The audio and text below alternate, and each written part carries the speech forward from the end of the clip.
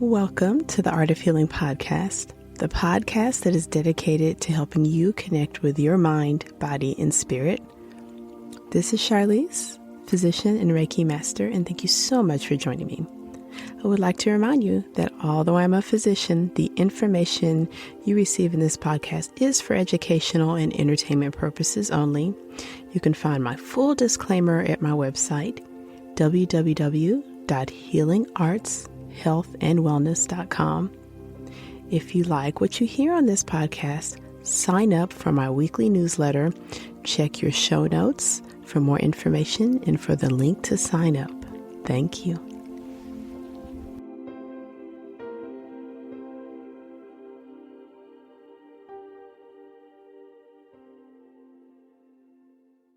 Hello, Art of Healing podcast listeners. This is Charlize, and thank you so much for joining me for today's episode. I am joined again by my dear friend, Lisa Earhart. We have been working on a series of special episodes on topics that are near and dear to our hearts. This is one of 4, so if you happen to be listening to this episode, I would encourage you to go back and listen to the others. You'll definitely want to listen all the way to the end because there's a nice little offer at the end that I think going to want to get. But today, of course, this is my friend, special guest, Lisa Earhart. She is a longtime educator. She has expanded her passion for teaching children to helping adults become their best selves through personal growth and development. Lisa received her training to become a health coach from the Institute of Integrated Nutrition. She specializes in helping busy men and women lose unwanted pounds and look and feel their best. She lives in Rhode Island with her husband, Michael, her daughter, Sophia, and her beloved dog, Bella. She keeps active by practicing yoga, riding her bike, skiing, and taking walks. She loves to cook meals for her family and friends and hang out in her backyard. Lisa is also a published author, and her book is called, pull this up here, I Just Lost 20 Pounds, a Permanent Weight Loss Solution. You can actually just type the name of that book into the search bar on Amazon, and it'll take you right to her book if you'd like to pick up a copy. So today, Lisa's joining me. We're going to be discussing food and mood. Lisa, thank you so much for joining me. Thank you, Charlize. It's so great to be here. I love having our conversations. Thank you. Awesome. So in particular, food and mood, I had some very specific questions that I wanted to cover with Lisa. So one of these is the most common issue that I hear when I'm working with my patients in the clinic is this urge to eat when upset, this urge to eat when bored, wanting to calm the nerves. So how can the listeners learn to cope with those feelings and maybe not see food as the only way to cope with these really strong and uncomfortable emotions? Yes. Oh, it's so common, and we've all had them. We're human. We have emotions, and this is so many people. I hear this all the time, are battling these issues of cravings. I mean, just drive down the street, and where do you see coffee shops, you see a lot of fast food places that you've been to that you like something, a particular French fry or a particular taco that it's delicious, and you have those memories. And when you want to be, alleviate something that's uncomfortable, you automatically your food is the quickest fix. Yeah. So this is a great subject. Thanks for bringing it up, Charlize. I know you must hear so much. Well, again, it kind of all ties into, first of all, we have to love our bodies. They do so much for us. They're magnificent machines.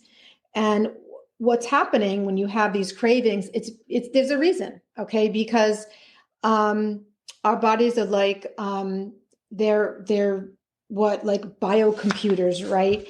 They know when to, they know when you need to go to sleep, when you wake up. They maintain a temperature of 98.6 degrees, right? They repair yourself when you're wounded. Your heart never skips a beat. Your lungs never, miss a breath.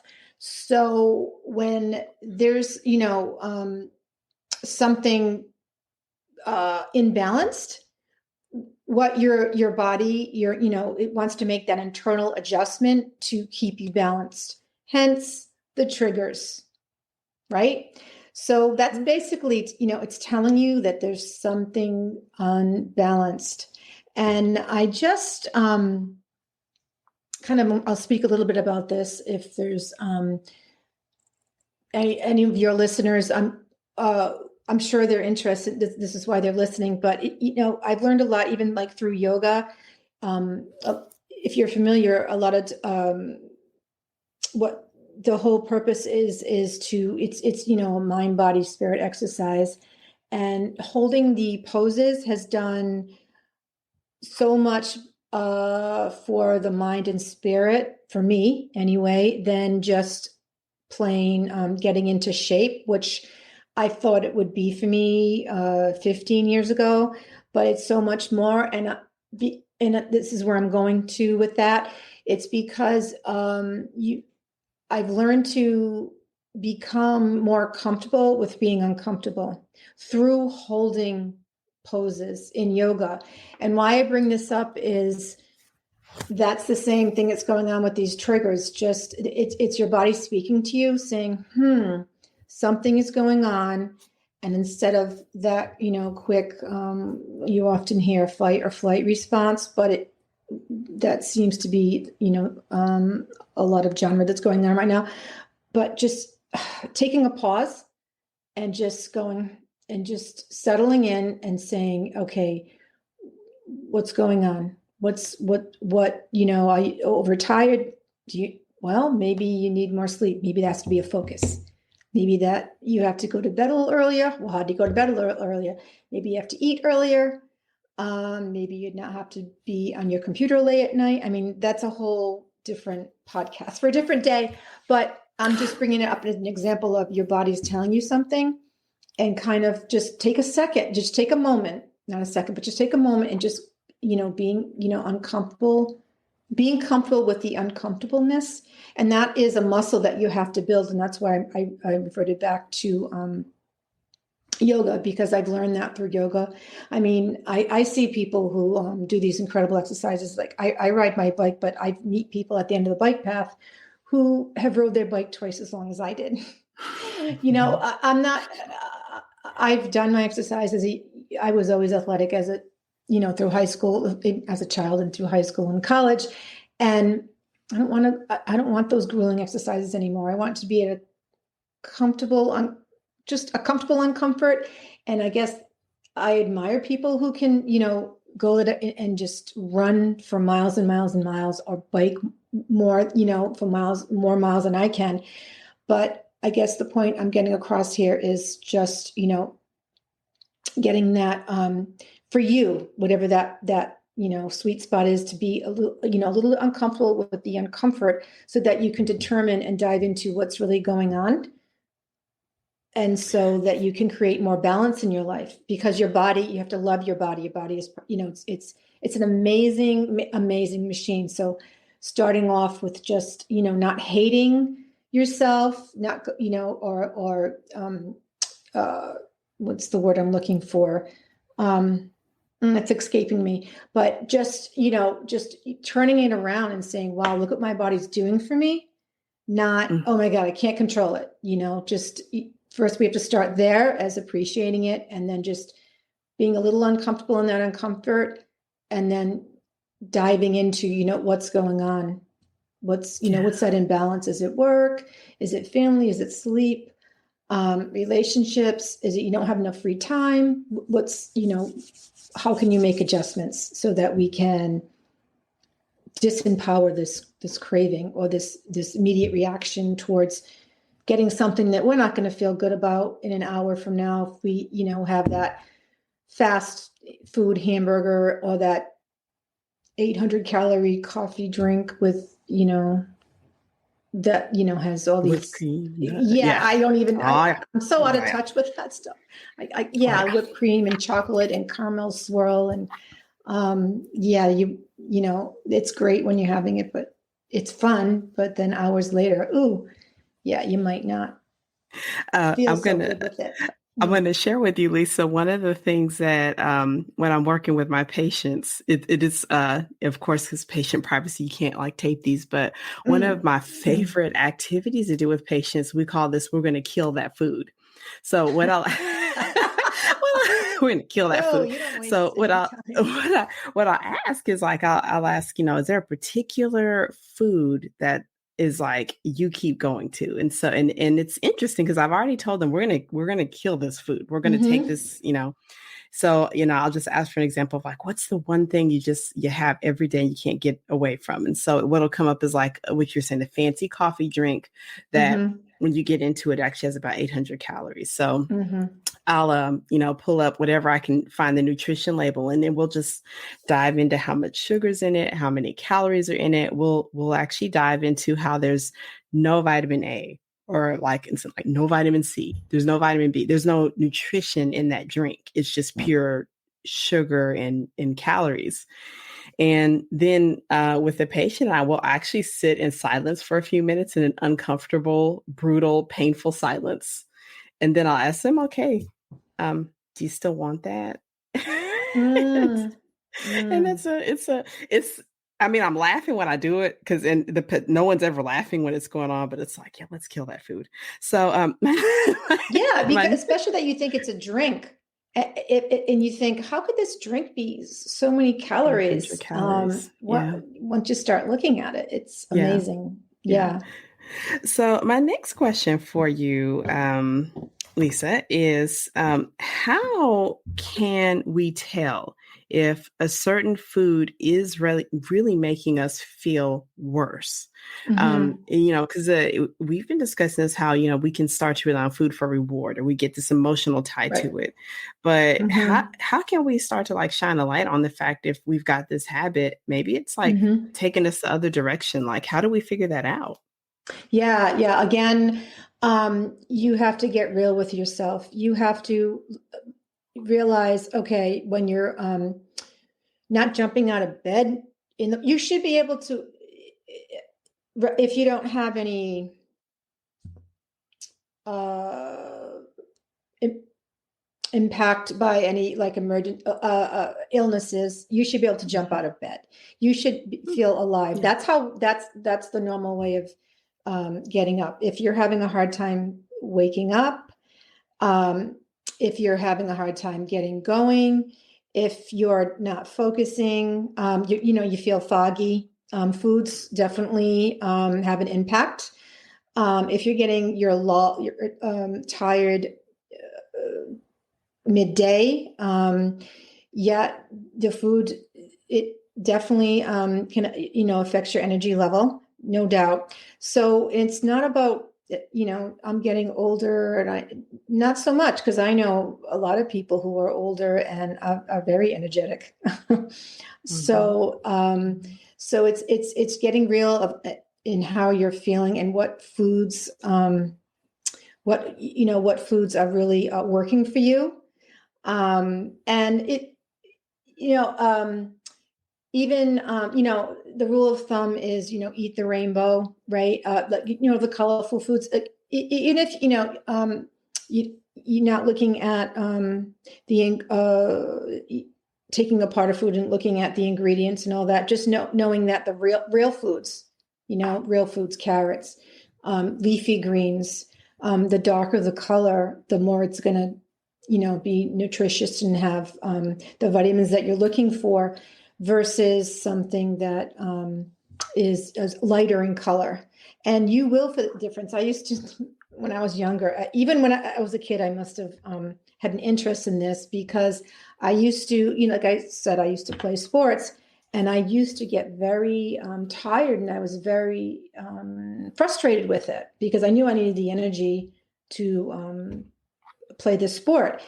And so back then there wasn't a lot of information on foods. So I used to eat a lot of pasta. Well, lo and behold, that gives you immediate energy, as we know now, but Hmm. long term, it's not sustainable, right? You Hmm. really, if you eat a big bowl of pasta, you just want to fall asleep.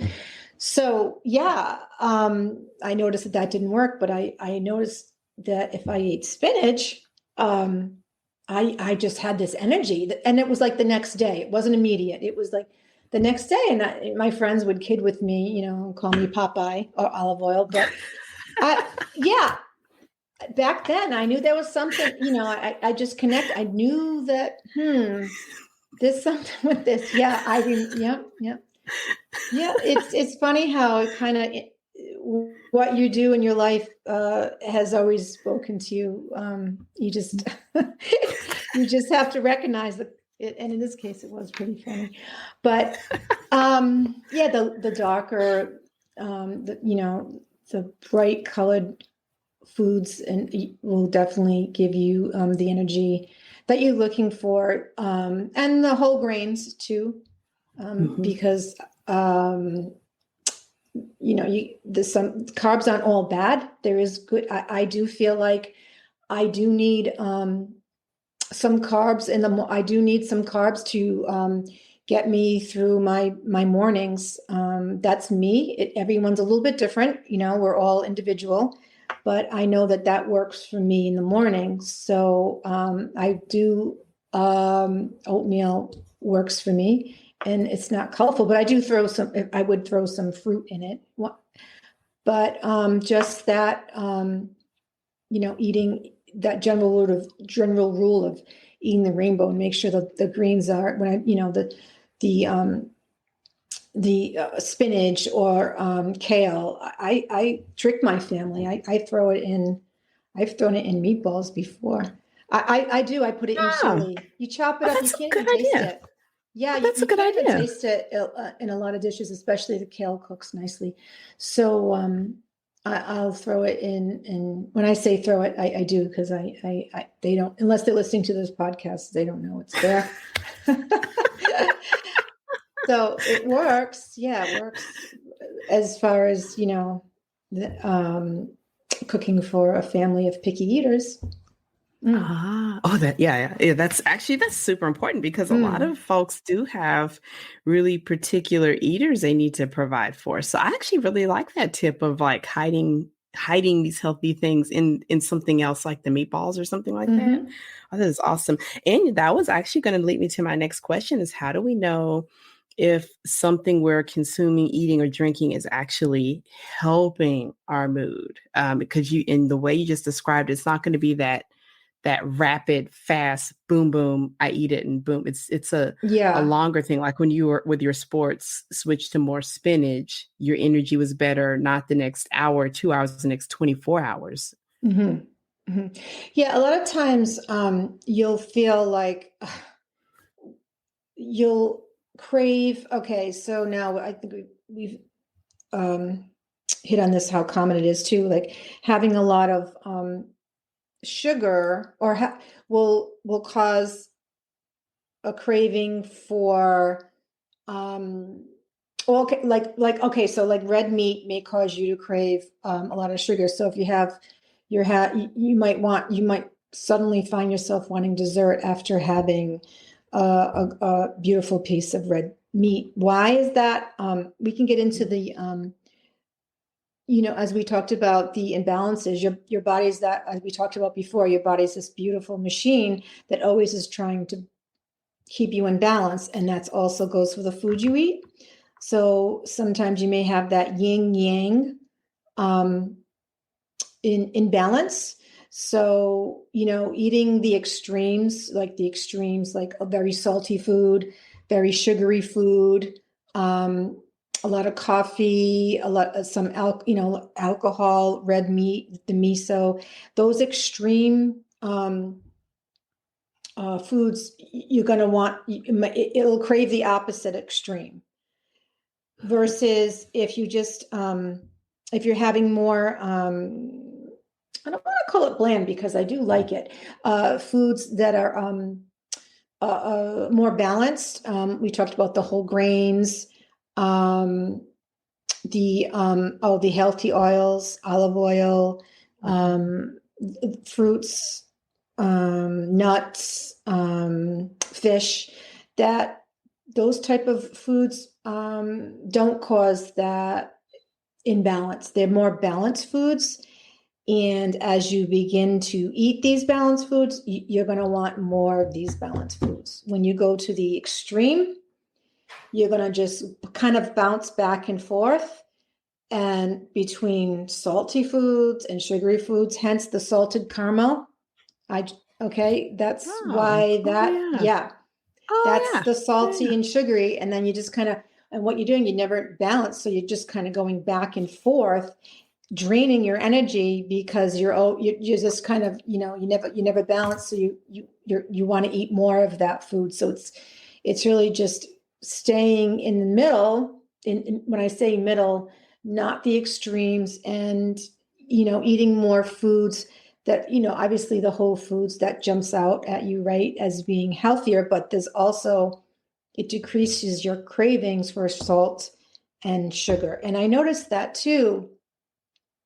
My diet has changed over the years as I've educated myself, obviously going through becoming a health coach. And I noticed I'm less apt to want a cookie because I really, and my body is adjusted to a diet of more balanced foods over time. And I've done this not, almost like subconsciously. I didn't particularly like always what I didn't like cut something out like I did years ago, and then all of a sudden it came back with a vengeance. If I cut it, I cut like potato chips out when I was dieting years ago, and then right, okay, so I ate the whole bag 2 weeks after that. Okay, so just like more like fitting in, crowding in like the good foods, so it crowds out the bad foods, and it was kind of easier to do. More, it wasn't like I had to put a lot of effort into it.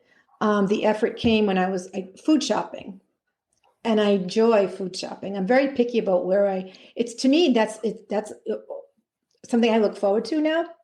And they have a lot of services where in my area where you can get your food delivered.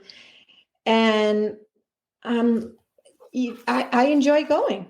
I enjoy walking around, looking, at the different fruits. To me, it's like a hobby going food shopping. I really enjoy it. I really like exploring what's out there in season and what I can buy. So I'm particular about where I go and what grocery store I choose to buy from, because I want it to be an experience that a relaxing experience that I enjoy versus a rushed experience where I'm putting things in my cart that I don't want. And then, of course, I'm going to eat them because they're in my closet. They're in my pantry. So I don't want to waste food. So that's another reason why I want to make it an enjoyable experience. So yeah, that yin yang, your body is a beautiful machine, and it knows what it wants, and just keeping that in a more, eating more balanced foods than extreme spicy food, hot food, a lot of cold food, hot food, kind of keeping it in the center. So I am going to Mm. channel the listeners, and we're going to get down to the nitty gritty. So I'm going to sort of pretend I'm one of the listeners and just ask for them. Lisa, I am really wanting to get down to some of my cravings. I'm ready to do this better. So I have a terrible sweet tooth. I just, it's a terrible, like I can't walk away from candy. I keep a bowl of candy at my desk. I can't, if I go to the store, I got to buy a bunch of candy. I sip on sodas. So Lisa, help me combat these individual cravings. So how can I deal with my sweet tooth? Oh boy. Yeah. Especially, seasonal too. That, right now we're not at the holiday season, so that, makes it a little bit more difficult, but, you're smelling the season, sometimes something will trigger something from, a childhood, that, brings that comforting feeling. You remember a candy from when you were younger, so you just kind of eat it, mindlessly. But I am going to say again, it does start with food shopping, but also, starting there. I try to, but I was with you this week because I was looking all over for, like, I was at work and I needed a piece of candy. I'm looking all through my bag. I just need one, just one, just one. But then when I ate it, I'm like, oh my God, like it didn't do it for me. It really didn't. It didn't, my Mm-hmm. body was getting Mm-hmm. used to, not having it, but I know what you mean. I try, to not have it so much there, not have it there. But then again, Okay. I know that if you deprive yourself, what's going to happen? It's going to come back with a vengeance. So we're going to go back to take it a step further back, and we're just going to practice at that point self-love.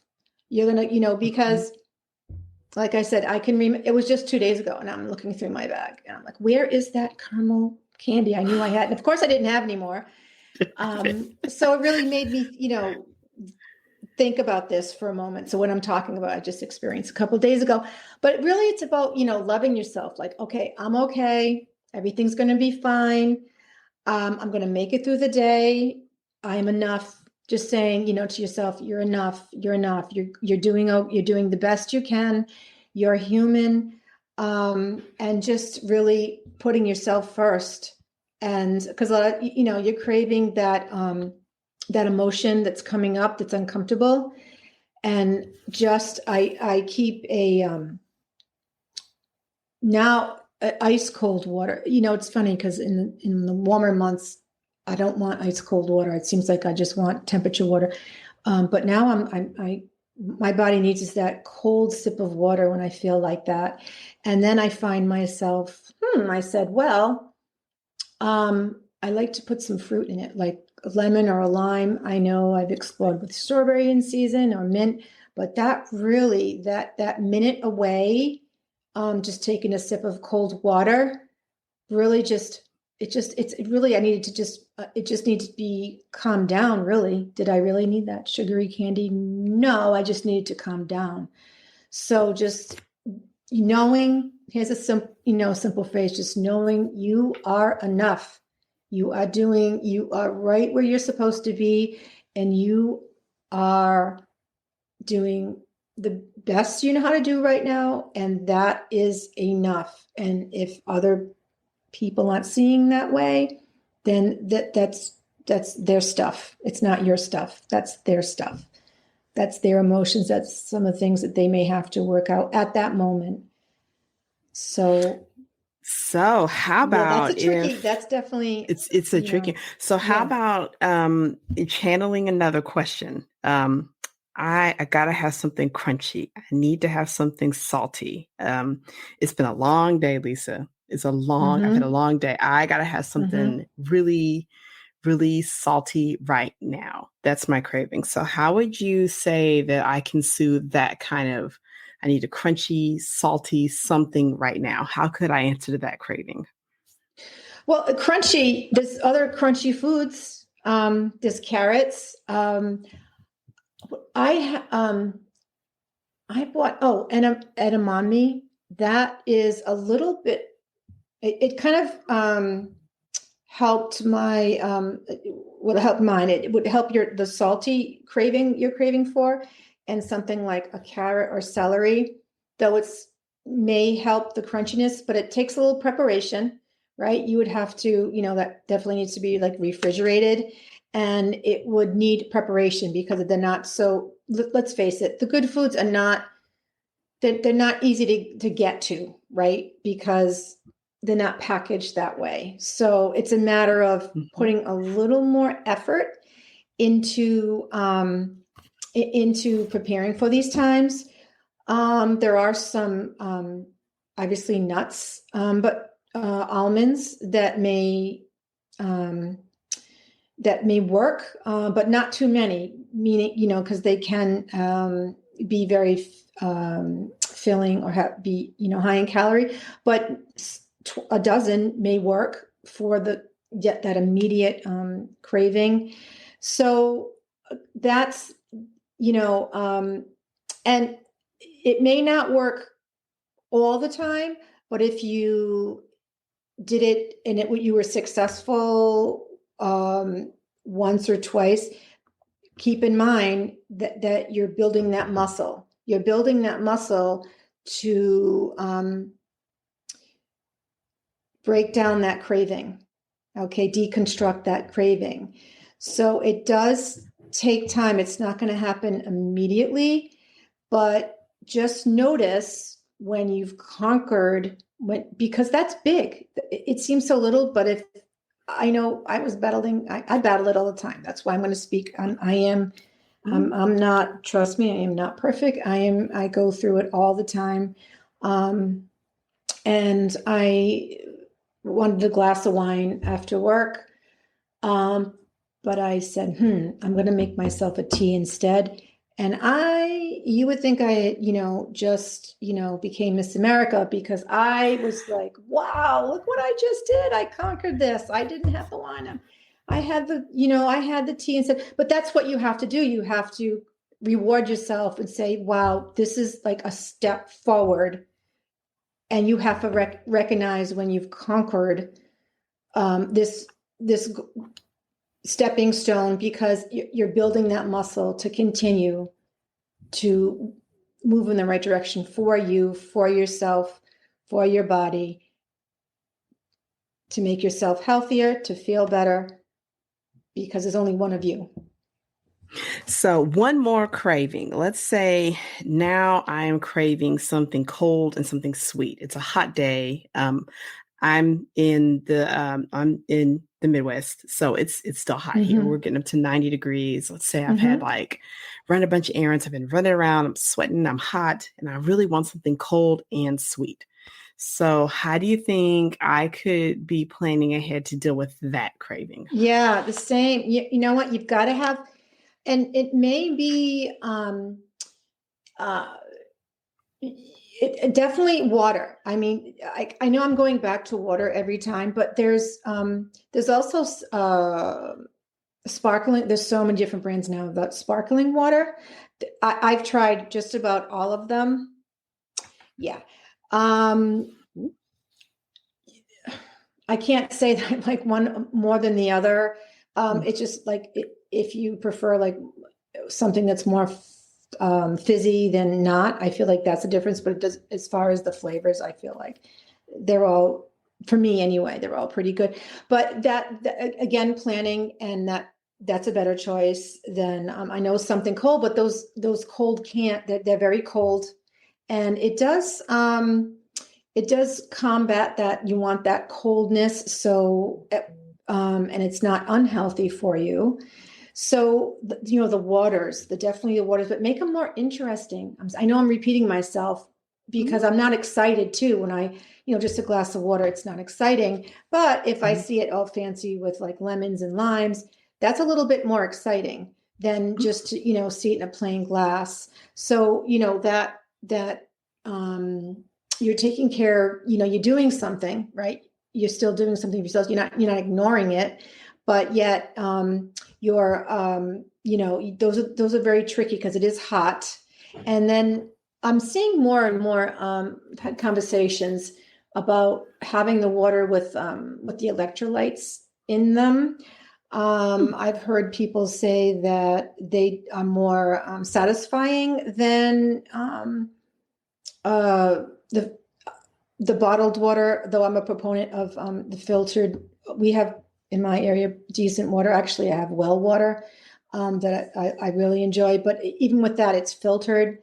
I am an advocate for good, clean water, and when you're hot too, you lose those electrolytes, as you know. So I know that people have felt better. I don't have the research just behind it, but I know just by what I've heard people say, it is more satisfying. And it costs a little bit more, but it's an investment in your health. I think we talked about that prior. that it's the investment in you, and obviously you're worth it. Yeah. And then, another thing, if you're just trying to combat a craving, don't buy a big bag. I know that if you place it in smaller bags, again, it might cost more to buy smaller bags, but then you're done. Right. It's not an endless, bag. And then especially if you're craving it because, you're hungry or there's something on your mind, it's hard to stop. That's a whole other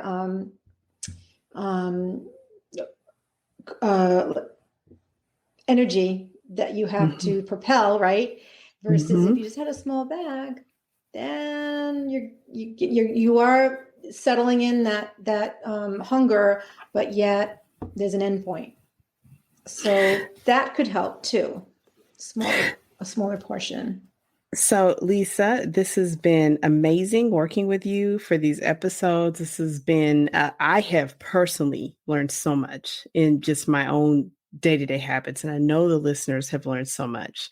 So, I believe that you've got a free offer Yes. if you'd like to share that with the readers. Sure. I have included it in this podcast as a link. Thank you, Charlize, for including that.